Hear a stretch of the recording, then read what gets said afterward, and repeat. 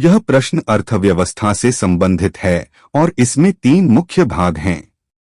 संभाव्य सकल घरेलू उत्पाद पोटेंशियल जीडीपी को परिभाषित करना, संभाव्य सकल घरेलू उत्पाद के निर्धारकों डिटर्मिनेंट्स की व्याख्या करना, उन बाधाओं कारकों को बताना जो भारत को अपने संभाव्य सकल घरेलू उत्पाद को प्राप्त करने से रोकते हैं। यहां इसका सरल हिंदी में उत्तर दिया गया है। एक संभाव्य सकल घरेलू उत्पाद पोटेंशियल जीडीपी क्या है? सरल अर्थ, यह किसी भी देश की अधिकतम उत्पादन क्षमता है। परिभाषा, संभाव्य जीडीपी वह अधिकतम उत्पादन स्तर है जिसे कोई देश अपनी अर्थव्यवस्था में उपलब्ध सभी संसाधनों जैसे श्रमिक, मशीनें, जमीन और प्रौद्योगिकी का पूरी क्षमता से और बिना महंगाई बढ़ाए उपयोग करके लगातार बनाए रख सकता है। उदाहरण, मान लीजिए एक फैक्ट्री में 100 मशीनें हैं और 100 मजदूर हैं। अगर वे सब दिन रात काम करें तो वे अधिकतम जितना उत्पादन कर सकते हैं वही देश का संभाव्य जीडीपी है। 2. इसके निर्धारक डिटर्मिनेंट्स क्या हैं?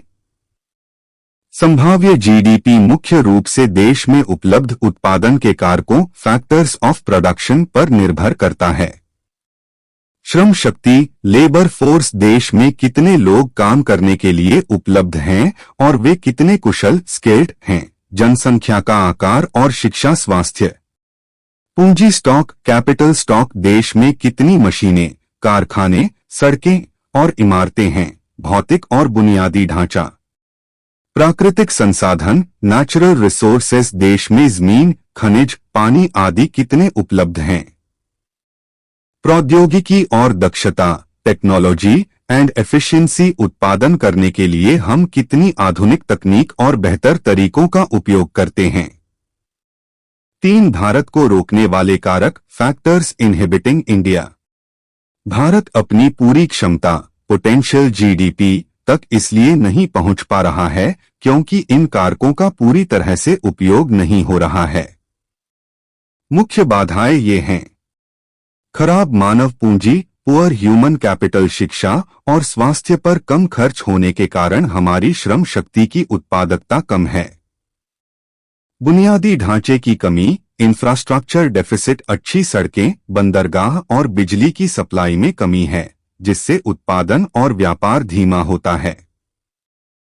अप्रयुक्त श्रम अंडर यूटिलाइज्ड लेबर, बहुत से लोग तो काम करना चाहते हैं लेकिन उन्हें काम नहीं मिल पाता है। बेरोजगारी या वे अपनी योग्यता से कम काम करते हैं।